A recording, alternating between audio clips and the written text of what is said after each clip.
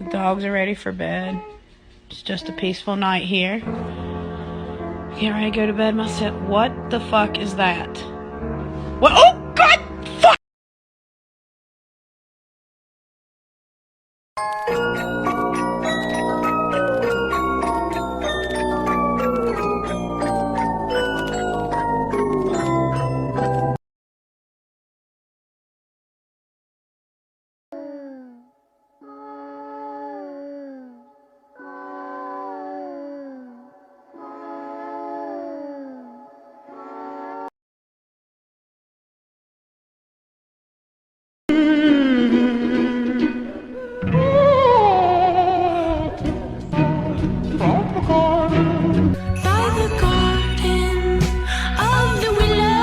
Allahu Akbar, la ilaha illallah. Allahu Akbar, Allahu Akbar. Ah! Guys, gua udah cium. Kang Adit. Gua udah cium. Gua cium teman-teman. Dan ini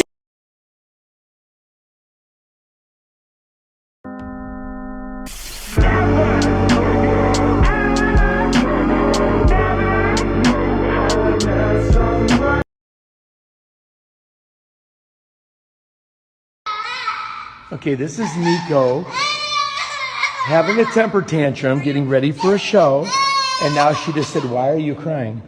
Nico, are you done? This is what I go through every day, and people think I have a crying baby up here. I will show you. It's really just Nico. Nico. You are such a baby. Yes, you are. Now people are coming in because you were crying. Okay, let's go. Daddy, hurry. I saw something scurry. Son, what's all this screaming for? You're gonna wake the neighbors next door.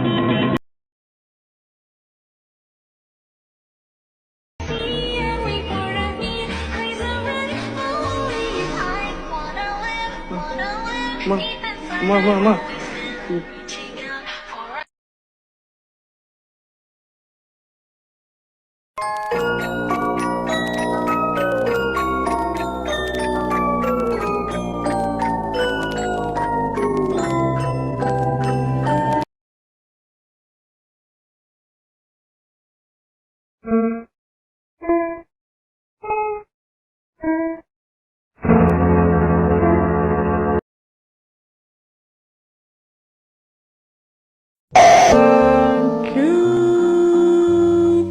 I'll say goodbye, sweet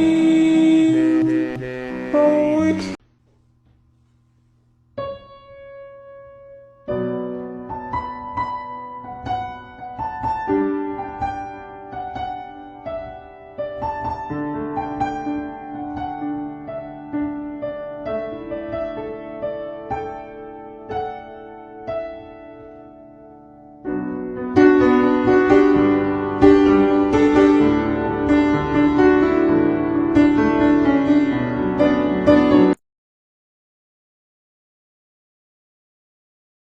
Doctors and nurses of Reddit who have delivered babies to mothers who clearly cheated on their husbands. What was that like? Newborn had chlamydia, got it from the mom, obviously. So the mom admits she was cheating on the dad, because there's no other way to explain that one. Except the dad was cheating too, with the other guy's girlfriend, and all four of them had chlamydia, with no idea who had it first. They also had no idea who the actual dad was. That was a rodeo. Mother to be warned, this could go one of two ways prior to delivery. Wasn't sure what she meant. She was white, as was her husband. Delivered baby was mixed. Then it all made sense. One Baku THIS happened about 4 years ago. Sorry to be anticlimactic, but I don't know where they are today, or how the situation turned out. I can tell you that the dad left the room immediately, and the mom burst into tears. So this leads me to believe he might have had a suspicion. Otherwise there might have been a little more shock. I honestly don't know. Super awkward for everyone involved. The husband was only in the room for a bit then left, and didn't see him again. The father of baby, showed up after the baby was born. I've also had where they didn't know whose baby it was, so both guys were present to see who they thought it was. Pediatricians, what's the strangest behavior you've seen in a kid? Not a pediatrician but an EMT, once had a 4-year-old who got circumcision surgery a few days before, decided that he didn't want the stitches in anymore and picked at them until they broke. His mom found him in his pajamas, crotch soaked in blood, watching a movie about dinosaurs. Kid said it only hurt a little bit. I heard a mother describing to a pediatrician this weird situation with his kid. He was around 5 and for the last 3 weeks he's been talking about death and how afraid he was of dying to the point of trying to avoid sleeping out of fear. The provider asked the mother if there was a recent loss in the family or if something happened in daycare. Nothing. Little by little, after 10 to 15 minutes of questioning, it became evident that the odd behavior began after the last movie the family saw together, Boss Baby. TLDR, Boss Baby gave a 5-year-old an existential crisis. When I was in nursing school, I was assigned to a 10-year-old boy who had malignant cancer and was symptomatic. He was allowed some free time in the playroom, so I went with him to keep him company. He started looking up porn on the computer and he tried to talk to me about it. I tried to switch to activities fast, but he was really resistant. I told his nurse about it and she basically said he does that every day.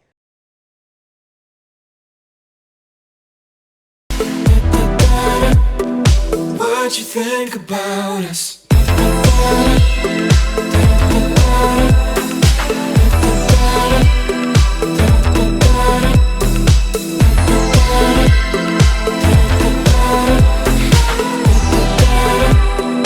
What you think about us?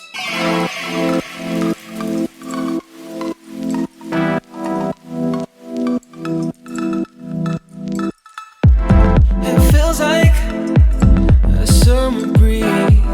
Your touches, they put my heart at ease. I know it, you're the thing I need. What is the creepiest glitch in the Matrix you've experienced? 10 years ago I was returning home from a road trip with 2 friends. I received a phone call from my parents asking when we would be arriving, and I explained that we were about 25 minutes away. About a minute later we came around a bend, it was a full moon and we could see the reflection from a lake below us, and other than that the road was completely empty. Suddenly everything went completely dark in the car, no lights from the dash or gauges or headlights on the road. The music also stopped, and restarted at the beginning of the CD we were listening to. There was now a vehicle pulled over by the police about 1/4 mile in front of us that hadn't been there a split second before. I assumed I had dozed off for just a second as it was late. I thought it was still quite peculiar, though. After about a minute, the driver of the car tuned the music all the way down and said, "Did that just happen to anyone else?" The other passenger in the back seat sat forward abruptly and exclaimed, "I thought I just fell asleep." We then realized that the clock in the car was reading an hour later than it just had a minute before. To keep ourselves from freaking out, we decided that the car had possibly had a momentary electrical failure and reset the clock to an on time, turned off the dash lights, headlights, and gauges, and restarted the CD player. But when we arrived home 25 minutes later, we were 1 hour late. I am missing an hour of my life, and to this day have no idea how it happened. When I was a teenager I had 2 really intense dreams one night. The first one was about an online friend of mine calling me to say she'd broken up with her boyfriend, and I sang a few lines of Seal's Don't Cry to her over the phone. The second dream was finding a real-life friend's dead body floating in her bathtub. I didn't think anything of it up until I logged online that evening and the online friend came online to tell me her boyfriend broke up with her. I immediately asked if I could call her, and she said no. I remember thinking that it meant something, like I could change it. Not long after, my phone rang, and it was the real-life friend from the dream calling me. I was completely freaked at this point, but talked to her normally. She was just talking about school and shit. Up until I realized I heard a splash in the background. I asked her, "Are you in the tub?" And when she said yes, I felt like my heart had stopped. I asked her, "What did you do?" She didn't answer me right away, and then after a very long pause she told me she'd taken an entire bottle of pills and chased it with mushrooms and vodka. She'd gotten scared waiting for it to hit her. So she called me so she'd hear someone's voice. I hung up and called 911. By the time they got there she was unconscious, but alive. Today she's a mom to a beautiful little girl, and she's okay.